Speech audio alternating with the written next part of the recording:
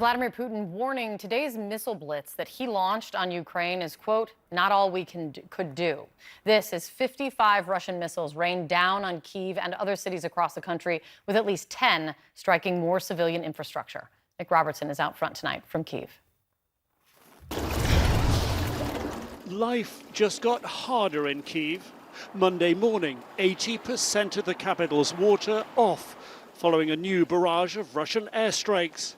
Spigots not used since the war began, a lifeline again, but not unexpected. Everyone who are in Kyiv right now and they choose to stay here, they are ready for this. It won't make you leave the city? No, I will stay here. I didn't leave it since the war began, so why have to do it now?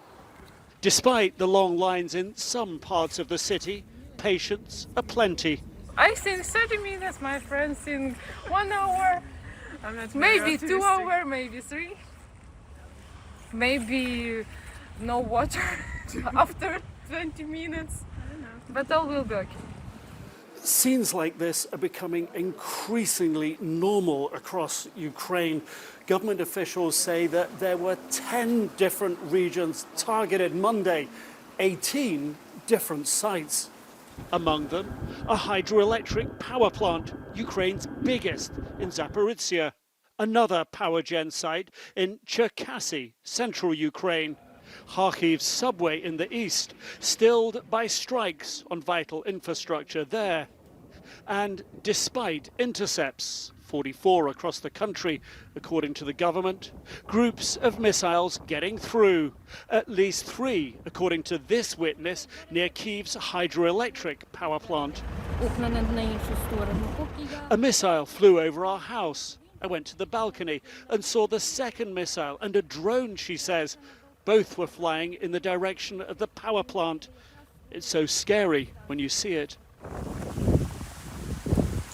3 weeks of targeting Ukraine's electricity network is pushing the power grid towards a tipping point. No doubt, more of this to come. Well, the mayor of Kyiv early in the day promised the residents here that he would get some of the water back up and running. And by the end of the day, we're told it's about 60% back up. So that leaves about 40% of the city without water. But the power situation is much more dire. Russia has really reduced the capacity of the system here. And one of the big energy company bosses here said that the damage is into hundreds of millions of dollars. There are thousands of spare parts that they're short of that they don't have in the country anymore. They've got to reach out to allies and partners around the world. So it's really at a point where just a few Russian strikes make a huge amount of difference at the moment. And the ability of Ukraine to get everything back up and running, that's pushing off into the distance right now. Absolutely. Nick, thank you so much for that. I want to bring in now retired Army Lieutenant General Mark Hertling for more on this. General, it's good to see you. We've seen Russia really escalating these attacks on civilian targets inside Ukraine. Nick has been kind of documenting this for us. Do you see a larger strategy in terrorizing the civilian population over and over again? Of course. It's been happening from the beginning, Kate, and it's just accelerating right now. Nick just mentioned about the hundreds of millions of dollars it takes to repair this infrastructure. Russia is also spending millions of dollars on a strategy of attacking civilian infrastructure, forcing the Zelensky government to look in 2 directions. They want to continue the military assaults on the Russians that are occupying their countries, but they're faced with the dynamic of how do we take care of our civilians at the same time? So it causes that government to look 2 ways. And this is unfortunately more continuation of an illegal strategy by Mr. Putin, which is based on committing war crimes. You can't say it any other way. I know I've been a broken record on that, but that's just the truth of the matter.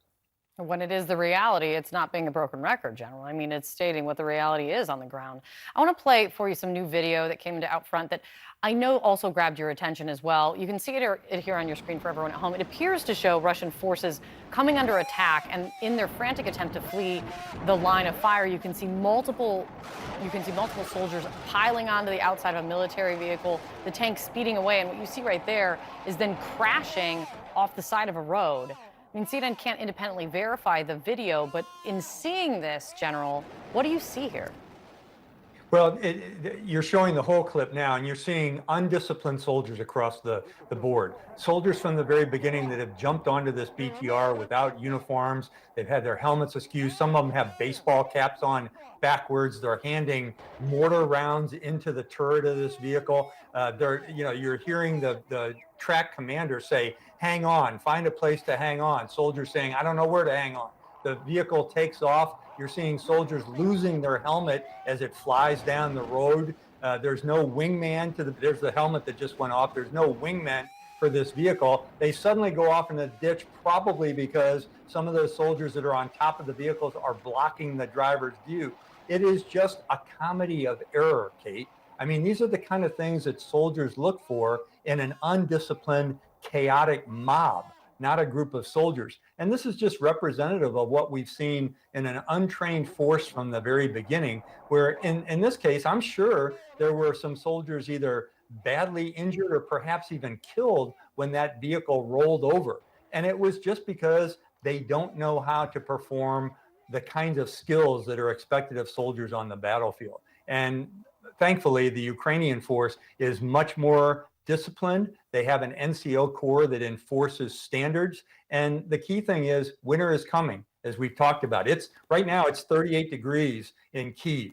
It's getting cold. We're still in November. The kind of discipline that's needed in a force right now has got to be applied by NCOs. The Russians don't have that discipline, and they're going to suffer through this winter, more so, I think, than the Ukrainian force. It's interesting. It's good to see you, General. Thank you as always.